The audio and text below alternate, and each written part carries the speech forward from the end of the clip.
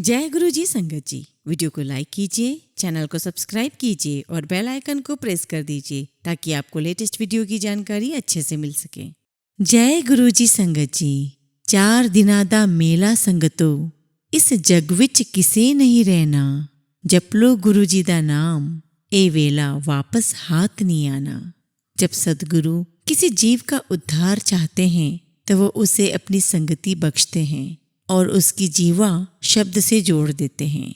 ठीक ऐसे ही दिल्ली के लाल अंकल और उनके पूरे परिवार को गुरुजी ने आशीर्वाद रूपी कृपा प्राप्त करवाई और उन सब का परमपिता गुरुजी ने उद्धार किया। संगत जी, यह सत्संग आप सब अंत तक सुनिएगा।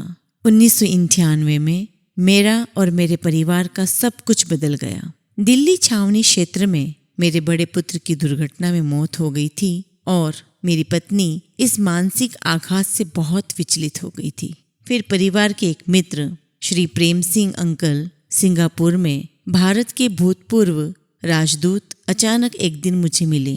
स्वाभाविक रूप से हमने उन्हें इस अनहोनी घटना की कोई सूचना नहीं दी थी। प्रेम सिंह अंकल गुरुजी के अनुयायी थे और उन्होंने हमें गुरुजी से मिलने की सलाह दी। एक दिन मैं एम्पायर स्टेट पहुंचा और प्रेम अंकल का परिचय पत्र दिखाकर गुरुजी से मिलने की इच्छा व्यक्त की। द्वार पर ही एक भक्त सुदामा ने हमको रोक लिया और कहा कि गुरुजी से मिलने का समय नहीं है और वह शाम को आए। मैंने पुनः आग्रह कर सुदामा को वो कार्ड दिखाया और गुरुजी से मिलने का आग्रह किया, पर सुदामा अप्रभावित रहे और बोले कि गुरुजी की संगत शाम को होती है, उसमें अनेकों एम्बेसडर्स आते हैं, अतः वह भी शाम को ही आए। मैं वापस चला गया और अपने मित्र से बात की तो उन्होंने भी शाम को ही जाने को कहा।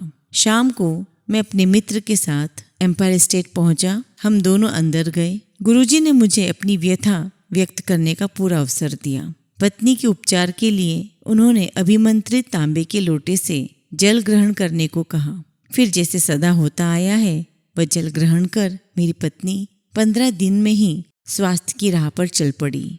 उन्होंने रोना बंद कर दिया और उनका ब्लड प्रेशर नॉर्मल हो गया। उन्हें स्वस्थ प्रतीत होने लगा। मई 2000 में परिवार ने गुरुजी के पास आना प्रारंभ कर दिया। हम सब परिवार कुछ दिनों के लिए मनाली गए थे। जब हम वापस दिल्ली आए तो पता लगा कि मेरा ट्रांसफ़र कर दिया गया है। अब मुझे इंटरनेशनल एयरपोर्ट छोड़कर 15 जुलाई से नई दिल्ली में कस्टम ड्यूटी बिल्डिंग में बैठना पड़ेगा। गुरुजी के पास जाने पर गुरुजी ने मुझे पुनः छुट्टी पर जाने का सुझाव दिया। मतलब गुरुजी ने मुझे ड्यूटी ज्वाइन करने के लिए मना कर दिया और कहा कि मैं कुछ दिनों के लिए फिर से अवकाश ले लूं। यह घटना लगभग 24 जून 2000 की है। उस समय मुझे, या मैं कहूँ कि उस समय तक मेरे मन में गुरुजी के लिए पूर्ण विश्वास जागृत नहीं हुआ था। उनकी आज्ञा की अवहेलना करते हुए मैंने कार्यालय जाना आरंभ कर दिया। उसी सप्ताह कस्टम ड्यूटी डिपार्टमेंट के 48 अधिकारियों के विरुद्ध कार्यवाही आरंभ कर दी गई। मैं भी उनमें से एक था। यदि मैंने गुरुजी का कहा माना होता तो शायद मेरा नाम नहीं आता।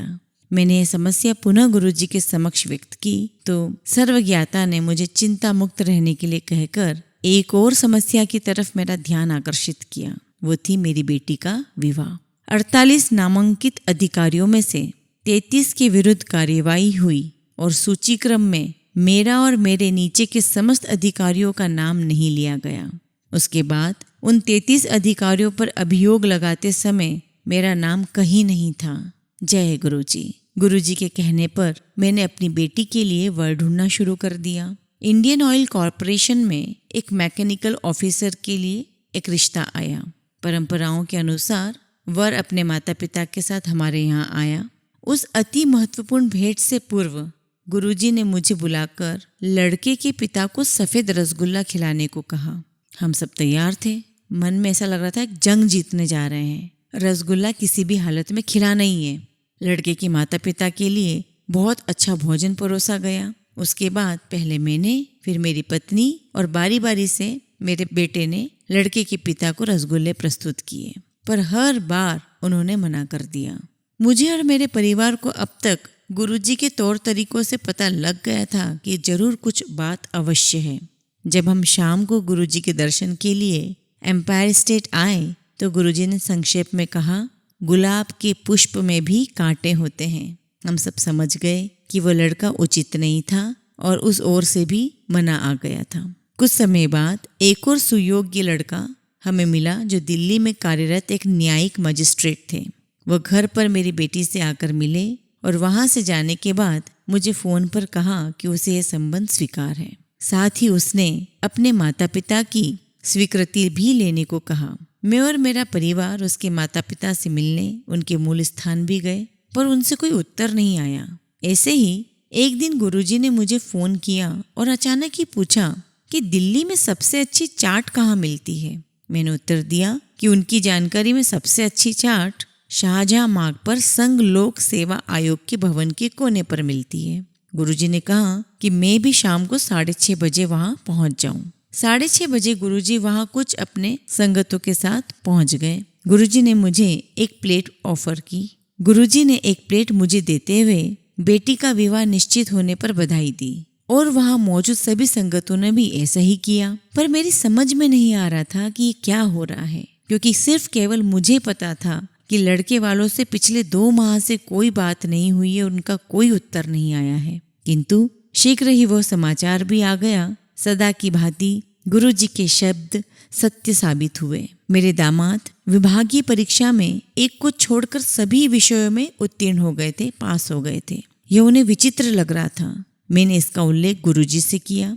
गुरुजी ने उत्तर दिया कि उसे तो सब विषयों में पास हो जाना चाहिए था। खैर, हो भी जाएगा। मुझे लगा कि गुरुजी संभवतः किसी की ओर संकेत कर रहे हैं, जिससे मेरे दामाद की उन्नति में बाधा डली हुई है। शीघ्र ही हाई कोर्ट के जजेस के पूरे समुदाय ने दामाद की परीक्षा दोबारा एनालिसिस की और उसके पक्ष में निर्णय लिया और उसे उत्तीर्ण घोषित कर दिया। वो पास हो गया।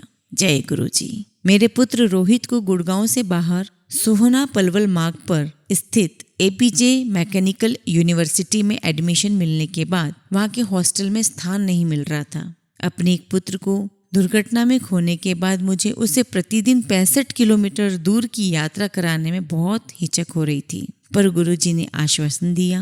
फिर जैसी नियति थी, एक दिन जिस गाड़ी में वह यात्रा कर रहा था, एक ट्रक से दुर्घटनाग्रस्त हो गई। वाहन चालक एक आंख खो बैठा था और अन्य सभी छात्र भी घायल थे, पर रोहित को जैसे गुरुजी की इच्छा थी कोई खरोच तक नहीं आई।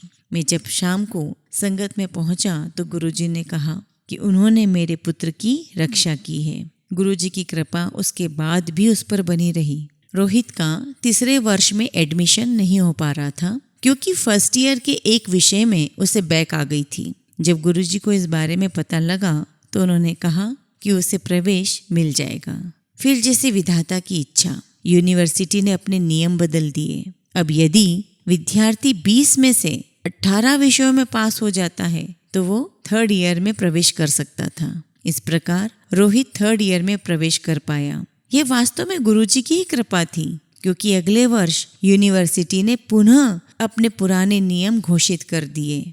ये साफ स्पष्ट है कि नियमों को गुरुजी की अभिलाषा अनुसार बदलना पड़ा था। मेरी सास की दिल्ली के सर गंगाराम हॉस्पिटल में सर्जरी होनी थी, क्योंकि उनके दाएं घुटने में बहुत दर्द था, परंतु गुरुजी ने उसके लिए साफ मना कर दिया और साथ ही ये निर्देश भी दिए कि उनको हॉस्पिटल के आसपास भी नहीं ले जाना है। गुरुजी ने दोबारा अभिमंत्रित तांबे के लोटे से उपचार करवाया और चमत्कार हुआ। उनके घुटने की वेदना, उनका दर्द 1 माह में समाप्त हो गया और वह उसे पहले जैसे हिला डुला भी सकती थी। संगत जी, ऐसी ही कृपा रहमत मेरे और मेरे परिवार पर गुरुजी ने बहुत दिल खोल कर लुटाई। रहमत लुटा रहे हैं मेरे सद्गुरु प्यारे, कण कण में छा रहे हैं मेरे सद्गुरु प्यारे। जो भी दर पे आए खाली कभी न जाए, दौलत रूहानी दाता नजरों से तेरी पाए। जय गुरुजी, शुक्राना गुरुजी।